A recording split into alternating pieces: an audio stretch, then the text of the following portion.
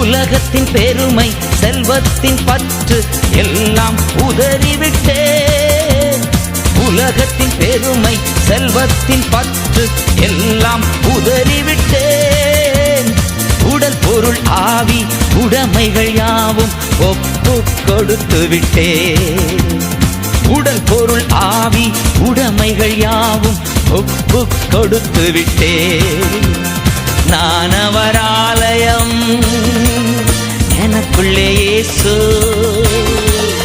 நான் அவர் ஆலயம், எனக்குள்ளே இயேசு. என்ன நடந்தாலும் எவ்வேளையிலும் எப்போதும் துதித்திடுவேன்.